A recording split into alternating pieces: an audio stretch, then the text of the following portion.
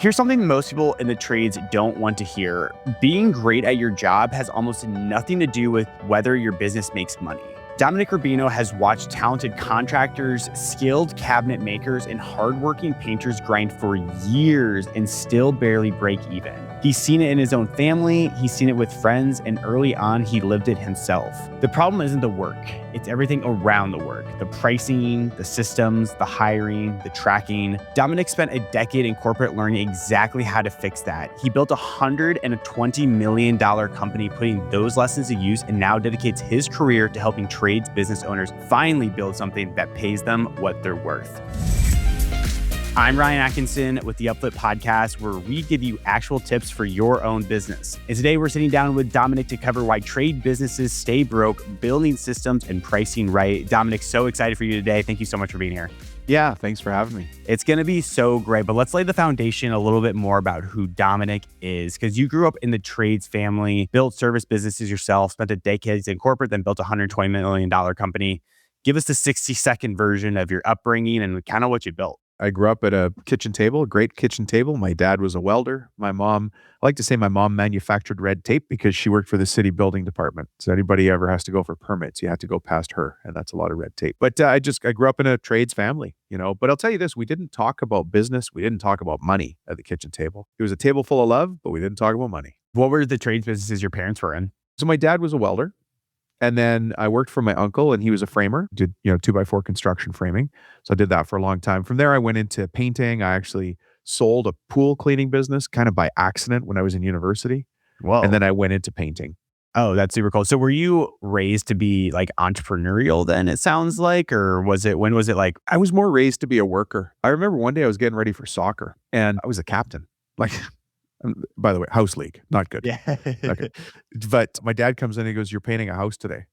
And I was like, okay, what does painting a house mean? But, Italian immigrants, you buy properties, you fix them up, and people rent, they move out, they destroy them, you go back in and fix them. So I went with my uncle to paint a house and I didn't play soccer. But that was how I grew up. If there was work to be done, you did the work first. That is so crazy. Can you tell us more about the $120 million company as well? Yeah, give us the high level of that catches my ear. I know that's going to catch a lot of the audience's ear as well. So it's not a straight path. The company that I sold was at 120 million. I didn't get 120 million when I sold it, but I did very, very, very well. But it actually started as a business selling junk on eBay. I'm not kidding, man. I was selling used LED calculators, ColecoVision and Atari and television games and systems. And from there, we started to branch out, but we were getting stuck. So it was a business I built with my cousin. We were getting stuck because you couldn't find enough stuff. And then if I did, shipping it was a problem and it was never consistent. And consistency is really the key in running a business. So I converted us to selling books. Books turned out really well. And then we started selling a lot of books on healthcare. And so from there, we started carrying over-the-counter medications. That turned into a mail-order pharmacy. The mail-order pharmacy, I had a 120-seat call center. I had 40 pharmacists and pharmacy technicians working for me. What? And that's the company. Yeah. That was a very fast story, man. That's at a super high level, and we could have a whole podcast on it, but we are going to make it actionable for the trades businesses today. So where does that lead us to today? I mean, you grew up pretty entrepreneurial, hardworking. I can definitely get that. Sold a $120 million company. So what are you doing today? And that's going to really set us up for the rest of the episode. Well, I get along best with tradespeople. They call it like it is. If they think you're full of it, they tell you you're full of it. If I think they're full of it, I tell them they're full of it. And nobody's offended. We just keep moving forward. Try saying that to a white collar business, like insurance. Yeah, they get all snotty. So I'm a business coach for trades contractors. And what we do is we show people how to run the thing like a business, how to make money, how to have a life, all of those good things. Yeah. And that's what I think is the interesting part of running the things like a business. Cause so my stepdad owns a flooring company up in Minnesota. That's how I grew up, is watching him grind 60, work 70 any hours, any day, not seeing your soccer game, your first swim lessons, the things that are important, right? Yeah, it's the crazy part. And I just saw how he runs this company and I know the exact persona you're talking about here. But you said you help people run things like a business. How do typical people actually run their business that are in the trades? How do they typically run it here? So typically they run it because they are the hardest working person, not only in the room, in the stadium. They can outwork anybody, right? I'm not kidding. Hard work, not a problem. And I'm not saying that smart work isn't hard work, but at some point, that same person stands up and stretches their back and goes, I got a business here. I got to run it different. And can I tell you a painful story? Of course, yeah. Yeah. There's always this painful lesson, right? I was painting houses, just a kid painting houses. I didn't know how to paint houses. I just had a painting company. And I was so stressed out. My customers were not happy. Jobs weren't getting done on time. I had no money. I had people quitting. I drove through an intersection hoping to get hit by another car. Oh gosh. Dude, it was bad. But I also said to myself, I'm never going to have a day like this again. What am I going to do different? And I knew that I had to learn. And it was not an instant light. I started reading books. I started taking courses. This is back in the 80s. You had to go to the conference center to see some guy on stage. You had to read a book, right? Or you bought a book on tape. And I mean cassette. Ryan, you don't know what a cassette is. But I had to buy those things. But if I was either going to invest in that or I was going to have the most miserable life ever. There's two choices. You can either choose to suck or you could choose to get better and suck while you're getting better. And I just chose to work through it. So that's what I would say. The difference between trades, look, everybody's working hard. I'm not taking away from anybody. If they're watching the Upflip YouTube or listening to this podcast, they're already on the right track. You just got to move towards the business person mentality first. What does the business mentality look like? And I love that, the people in the trades business generally are like the hardest working people. I have a memory of my stepdad, he with his flooring company during COVID. I remember just there was one day he worked 13 hours. He's 62 at this point. No one will outwork him. He is generally the hardest worker I know, but what does running it like a business mentality actually mean put into practice? Okay, I'll do it this way. You have to want this. I want to be a business person who just happens to run a flooring company. I don't want to be a flooring guy who runs a flooring business or who does flooring jobs, right? So I want to be a business person who just happens to run a cabinet shop. I don't want to just be good at making cabinets because banging together boards or raising sunken concrete, whatever your trade is, that's just the vehicle for you to run a business and have a life. And when you're a business person, you have the ability to impact so many people. First, your family, but your employees. And then you can get personal freedom. You really can if you run it like a business. But if you run it like a trades guy, you just have a McJob. You just go work at McDonald's, man. I like that. The freedom piece is so real. I was actually thinking about this today for my own company I run. We are June 25th today. This is no joke. I kind of feel bad saying this, but it does speak to the freedom. I think I have taken almost 6 weeks off already this year. I think I've actually taken more off, but 6 to 8 weeks already. It's just insane. The freedom is so true. I want to ask about the metrics people should care about then. If they're going to say, okay, I'm a business person who does cabinets. I'm a business person who does flooring. I love that shift as well. What are the metrics they should start with? Profit. Profit rules all. It does. And you know what? It took me a long time to get there. I remember when I was in painting, I thought, well, I'm too busy to go back and look at my old jobs, like the job I just finished. I'm selling the next one. I'm staffing the next one. I'm finding the next one. I don't have time to go back and look in the past. But that's where I learned the lessons. Where did I make money and where did I lose money? Where did it take too much time? Where did we save time on that last job? The most beautiful thing about trades is you get to reinvent the business every gig you do. So you think about a plumber, or HVAC, or somebody that does landscaping. Every time you do a job, you go from job A to job B. If I look at job A, I can learn from job A and apply it to job C. So the more jobs you do, the faster you do them, like painting houses. I had a Christmas light installation business. You can learn as you go. People that are stuck in a longer sales cycle business, you can't do that. So you have to go look at your profits and your costs. What are your overheads? What are your costs? Are you working a 9 to 5 but dream of entrepreneurial freedom? Look no further than the Upflip Academy, the #1 entrepreneurial platform with 20 plus step-by-step courses taught by active business owners, live workshops, hands-on skill training, a business idea database, and a thriving entrepreneur community to keep you accountable. Click the link in the description below to join the Upflip Academy today and make this the year you stopped dreaming and started building your business without guesswork. Between the two here, profit just sounds so intuitive. How do you not know your profit? But yeah, it sounds so intuitive, but it really isn't. Yeah, it's not straightforward. So what are the best systems you have in place for that to actually track your profit? Do you do it per job? Do you do it monthly? What does that look like? I'm going to give you an answer to the question you didn't ask. Okay. You are not your perfect client. You're like, what? That's not even the question I asked, Rubino. But I am a business coach, so I'm supposed to mess with your mind. Yeah. I just put a hot marble in people's heads and now it's rolling around. Yeah. Don't price jobs like you would want to buy it. I had a painting guy as a client once, and awesome guy, super funny. His name's Jorge. He was in LA, East LA. right? And he was a house painter. When I met him, I'm like, hey man, how busy are you? He goes, well, I take a lot of unscheduled vacations. It's because he didn't have gigs, right? Oh, He thought wealthy people in big houses were mean because he lived in a small 2-bedroom, no AC bungalow. So he would go price painting jobs like he would afford it. And we had to get him over that mindset of you're not your ideal client, man. Go and price jobs for people who actually want the work. I got to do this. Can I do this? you can absolutely do it because I love that takeaway. You I'm can do going to whatever do you this. want. I'm going to do this only speaking to the tradespeople. I want you to drive through a neighborhood and see how many people have a ladder at their own house. And then if you can see the ladder on the outside, but imagine how many people have a toolbox in their house.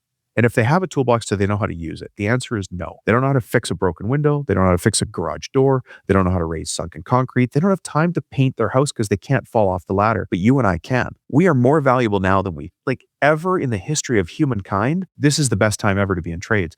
People will pay for that. You think they're paying you to paint the house? What they're doing is paying to not fall off the ladder and lose their job, which keeps their family going. So go and price accordingly for people who care about the value you provide. Yeah, and that's actually where I wanted to go to for pricing here. Pricing is like one of the hardest things. So, and I'm going to give a story before I ask this question. When I started my video marketing agency back in 3.5 years ago, I didn't know anything about video. Literally didn't know. I was like, yeah, I literally didn't know. I promise. Our first video package was 10 videos for 7,000. Now our video package is 6 videos for 24,000. And why did you change the price? Well, we just learned more, honestly. And I was like, well, our videos got better, the quality got better. I'm learning more. And we were so underpriced to honestly start. Right. Because you can't produce quality product at $7,000. You just can't Exactly. do it. You can't. You really can't. And the thing with that as well, and I'm sure you can relate to this, is it is so true. The higher paying clients, less pains in the butts than the one that are paying 7,000 for 10 videos. It's an interesting psychology. So I want to ask the question though, what's your formula for pricing? What's a formula, best tips for pricing so you're not underpricing? Yeah. So the first one is you got to grow a pair. I have to add up all of my actual costs, just the hard costs. And then I have to add profit to that. And then it comes back to the other thing. You are not your ideal client. So when it comes out and it says your actual cost is $323 an hour, you can't look at that and say, oh my God, nobody's going to pay that. Keep in mind, anybody listening to this show is on the early stages of entrepreneurship. So they don't really have overheads. They don't have an office.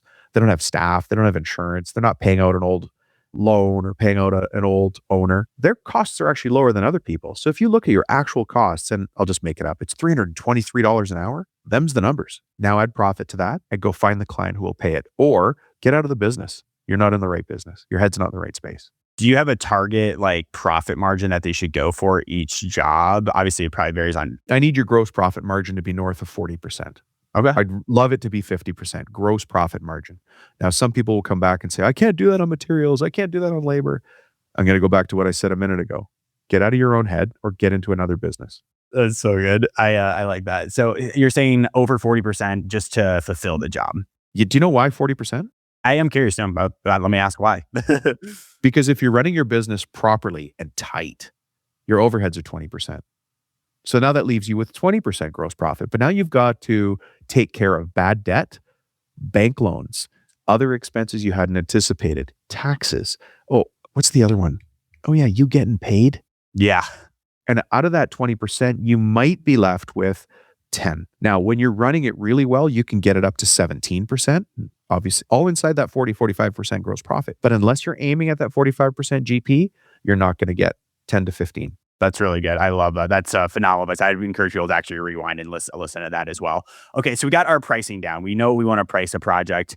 What does a proper sales process look like in the trades business? What are your best practices now that we got pricing? Okay, I'm ready to go get some clients. What the heck do I do now? Well, first, make sure you're aiming in the right direction. Go after the right target market, the people who can afford and will pay for your services. And I say that with all the pain in my heart for having sold to people who said, yeah, come paint my apartment building, and then didn't pay me. That hurt. I painted an entire guy's apartment building on my own and he didn't pay. I had no way to go. Whose fault is that? Yours. Yeah, thank you. It's my fault. I should have known. I should have taken a deposit. We should have had progress payments, but I didn't. I went against my own rules. So first of all, when we're talking about sales, you have to go after a well-qualified prospect. That means they have the budget, they can pay, they have the need for what you do or service you provide, budget, need. They have timing, so they're going to buy pretty quickly here. So I don't want to talk to, let's use house painting as an example, but it goes to anything. I don't want to talk to somebody who wants to paint their house next year. That's nice, but we'll talk next year, man. You're next year, Dominic. I need somebody who's going to paint their house in the next 3 weeks. And then the last one is trust. They have to have some sort of relationship or trust with me. So that goes to branding. Are we dressed nicely? Do we carry ourselves professionally? Are we smoking on their lawn and throwing the cigarette butts in the landscape? Like, don't do that stuff, right? They don't trust you. So it's always budget, need, timing, and trust. On top of that, there are 2 additional things that people must have in order to buy from you. And those you got to go find out. It's technical. I don't know what it is. Now, technical, let's again use house painting as an example, but I could use pool cleaning or cabinetry. We'll use painting. Maybe they really care about the environment, and their really big thing is, how are you going to dispose of the unused paint? That's their technical thing. Maybe they've got a cat. Oh my God, the amount of cats I've had to work around. Maybe they got a cat. They're worried because their cat's a flight risk. How are you going to ensure their cat doesn't bolt from the house or doesn't get scared, right? Maybe they love their wisteria. Wisterias are the bane. Okay, what are we going to do about your wisteria, lady? But I say it like, yes, I notice you have a wisteria. It's my pride and joy. We hear that a lot. Here's what we do for wisterias. That's the technical thing she's listening for. I got to find out what their thing is, because nobody called a house painter by because they're bored. Nobody called a pool cleaner by because they're bored. Nobody has a, let's talk about sunken concrete because they're bored. They have some level of interest. I have to parse it down.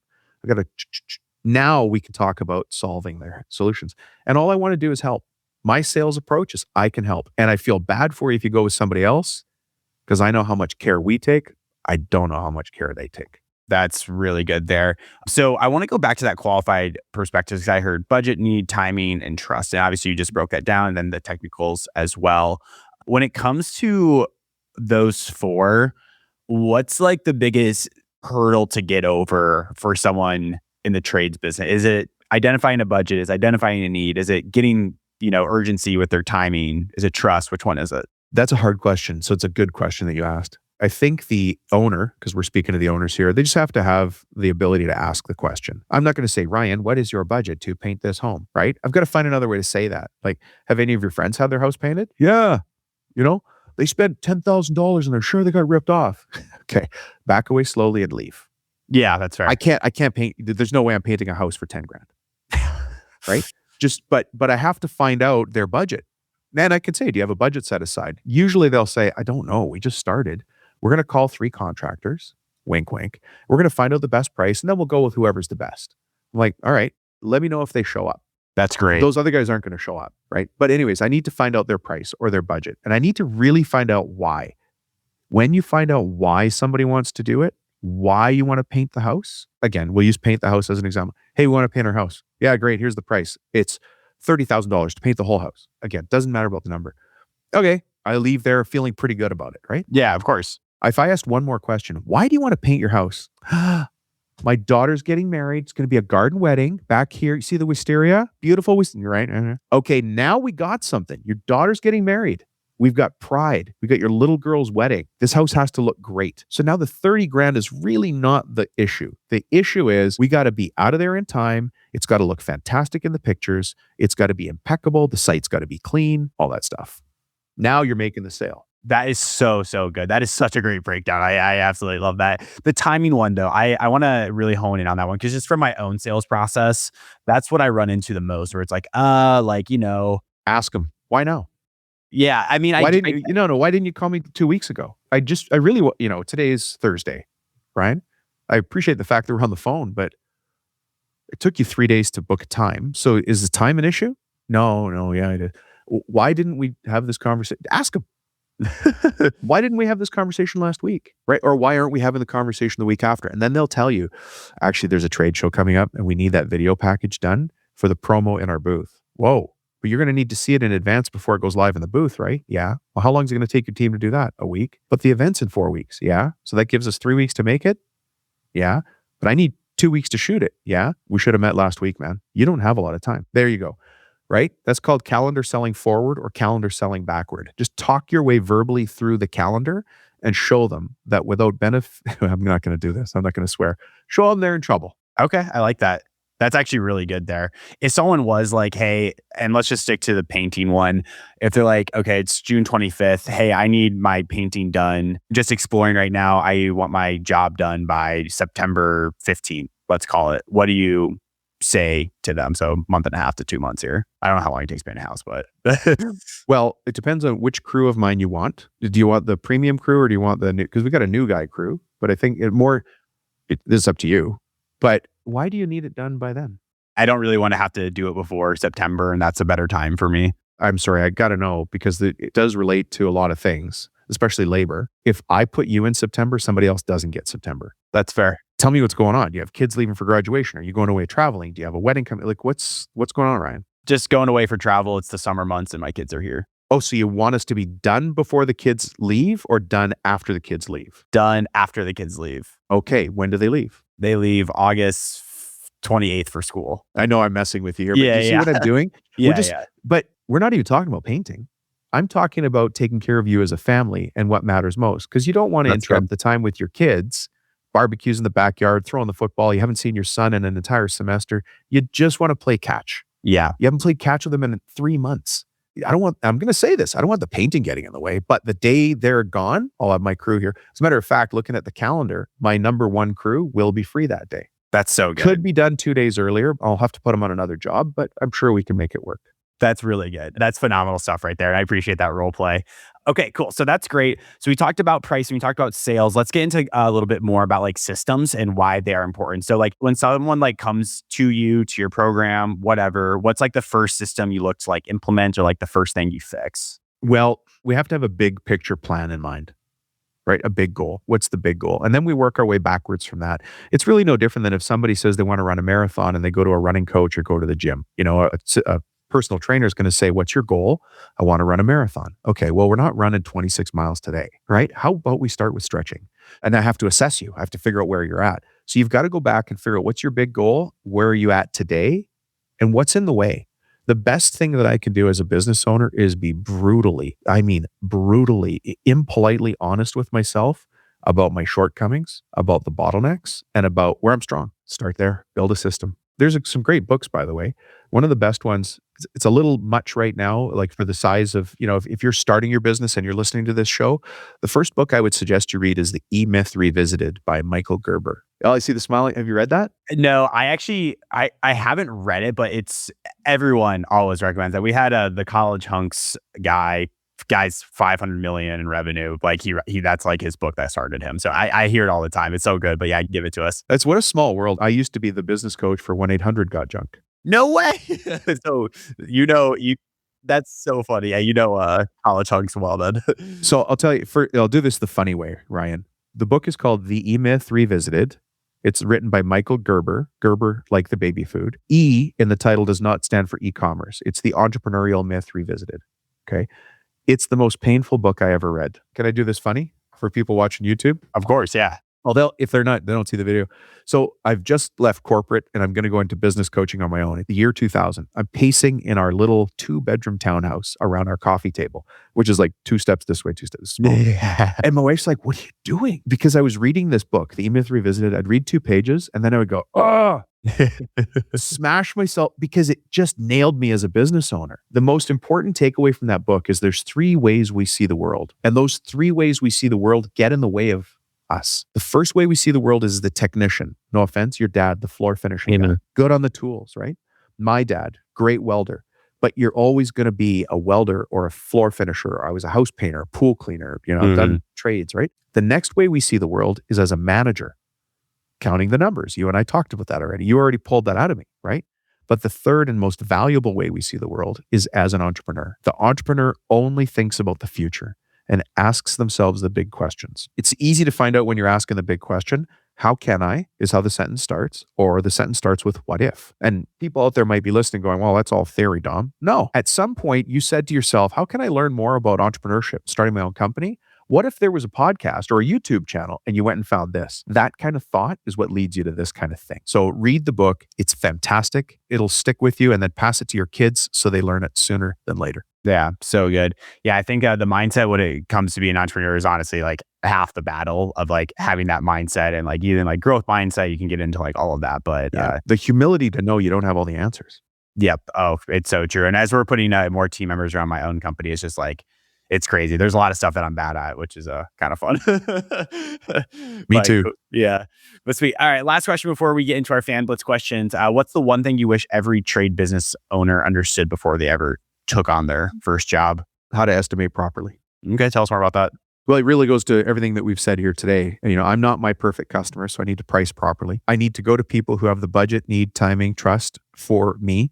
So I have to go after the right market. Just because I can build cabinets doesn't mean I can build anyone's cabinets. It doesn't. It means I build cabinets for this kind of customer in that kind of area, that kind of way. And I have to get really clear on that. Now, look, in the beginning, and I've done it, you got to fumble around. You do. You don't know what the ideal customer is until you find the bad ones. And then don't do that work anymore. Right? But then when you do get the right job, estimate it to win it. Here's something that you might not expect me to say, but I would be very happy if you lost 7 out of 10 deals you estimated. Why is that? Because if you lose 7 out of 10, how many do you win? You win 3 out of 10, which is honestly probably pretty good. You may not know this about me, but my old business partner is a guy named Brian Tracy. Brian Tracy is a massive guru in the world of business improvement, sales improvement. It's another story. It's part of this story, but it's another story. Yeah. And one day he and I were having a glass of wine down in San Diego. And he said, Dominic, if I could guarantee that you failed 7 times out of 10 for every sales call you went on, how would you feel? I said, well, that would suck, man. And he said, well, what if I could also guarantee you that 3 times out of 10 you would win for the rest of your life? And you can be a multimillionaire doing it. A 30% conversion rate means you're pricing properly to the right customer. So if you're selling every deal you go on, you're underpriced. If you're losing every deal you're going on, I have more questions. There's pricing, but also there's delivery. But you need to be in that 30. I'll take 40%, but I have questions. But 30%, 33%, you're right on the money. If it's 40%, do you think you're underpricing yourself just a smidge then, or? It's not the only measurement. When you're at that 40% range, you might have some other questions you want to ask. Like, is there room for us to move up? Should we be packaging things? Should we be parceling things off? Like, why is our conversion rate going up? You truly might be in a market where nobody else is. This is an entrepreneur's podcast. There's people listening here who have a thing that nobody else has thought of. So they might have a little bit of market advantage in the beginning, but even if you have market advantage, in 2 years, somebody else will know it and start doing it. So take advantage. But once you start getting up to 50%, you got to look at your pricing. For sure. You're not that good a salesperson. Yeah. No, I 100% agree with that. Yeah, even I'm not. You're just not. I love that. All right, sweet. Let's get into our fan blitz questions. These are questions submitted from our community. Listeners, if you want to join in on World Class Entrepreneurs, email us at podcast@upflip.com and submit your questions there. But ready for our last 5 here? Sir, yes, sir. Cool. What's the one tool, physical or digital, you couldn't run your business without? I mean, obviously my computer and my phone, but increasingly AI. I didn't used to use AI, and now I use it all the time. I'm on an hourly cadence with AI. What's a piece of advice you got early in your career that turned out to be completely wrong? Well, I think the first piece of advice I got was at my kitchen table. Just work hard and everything will be fine. If you had to start over tomorrow with nothing but a truck and a trade skill, what's the first thing you would do? Knock on doors. 2 more. What's the biggest lie the trades industry tells itself? I'll just take this job. We'll make it up on the next one. That's good. And then last one, for you personally, what does a perfect Friday afternoon look like for you? Honestly, hanging out with my family. And second would be fishing. I'm bad at it, but I love it. And then third would be hunting and fishing. I like that. And then hunting and fishing with my family. But it'd be family. Well, cool. Well, this was an incredible podcast. I'm so grateful that we got you on here today. If someone else was like, holy smokes, I need to learn more about Dom, where can they connect with you and do so at? Oh, well, if you can't find me, you're not looking. So my name is Dominic Rubino. So you can find me on YouTube. You can actually see one of my TED Talks on YouTube if you're interested. Just look up my name and TED Talk. But I have 2 different podcasts and YouTube channels of my own. One of them is called Cabinet Maker Profit System. Go figure. We talk to cabinetry, architectural millwork guys about how to make their business run better. And then the other one's called Profit Tool Belt. And that's for remodelers, renovators, and other home service trades. Everyone, that was an amazing episode with Dom. 3 quick takeaways for you. Number 1, I love the mindset of a business person who does blank. Business person who does cabinetry, painting, flooring, whatever it is. You're a business person who does blank. Number 2, profit rules all. You need to be able to make money. He gave us that breakdown of shooting for 40% plus on each job that you do. Love that takeaway. I thought that was really good. Then number 3, you are not your own perfect customer. You need to remember that, especially when you are pricing. You don't want to underprice yourself. We talked in depth about that a lot. You are not your own perfect customer. Great episode with Dom. If you guys got any value out of that, please give us a 5-star rating wherever you get your podcast. It helps us get more amazing entrepreneurs like Dom onto the show. We will see you next Monday. Well, Dom, thank you so much for being here today. This was an awesome episode. So thank you for your time. Thank you.